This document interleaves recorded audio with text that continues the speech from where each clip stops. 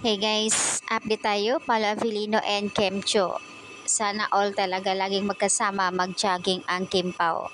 Nakakatuwa naman na kahit sa ngayon wala pang ganap ang Kim Pao pero patuloy pa rin na nagbigay update ang Kim Pao sa kanilang mga activities.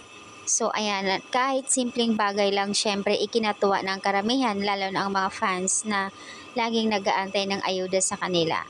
Ayaw niya sa isang senior. Makita ko lang kayo. Pag open ko ng cellphone, makita ko lang ang photos ng Kim Pao, luma man o bago. Ang sarap sa pakiramdam.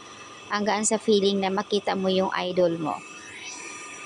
Sana all may ganitong mindset ang ibang mga netizens.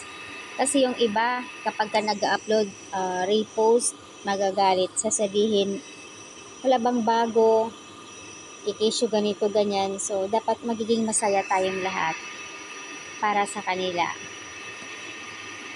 Siyempre, ang ganda pagmasdan, lalo na yung kanilang activities na halos araw-araw.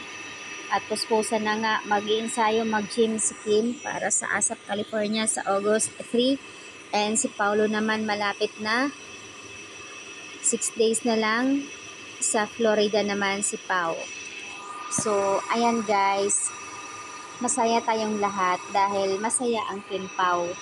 Walang bashers, walang maniniwala sa Kimber, Paunin, walang ganyan. Dapat hindi po tayo maniniwala sa kanila.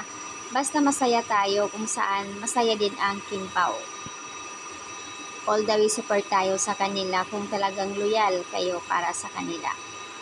Diba nga ang sarap panoorin na kahit mag-jogging sila or may mga kunting ganap, hindi lang dahil sa makikita natin araw-araw sa shoot nila, yung mga simpleng bagay lang na makita natin sa kanila like photos or clip videos sa kanila pag-jogging sa gym, masaya na tayong lahat doon.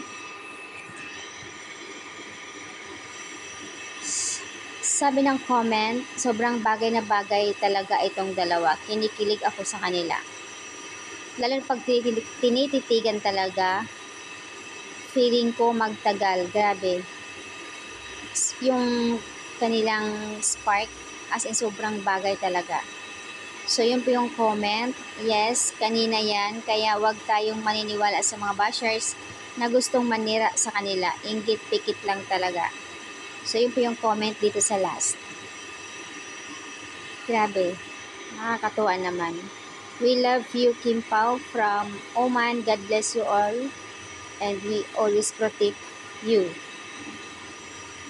So, ayan po yung update guys. May iilan dito na nagbigay komento about secret girlfriend na wag magpaniwala, wag paniwalaan yung mga bashers.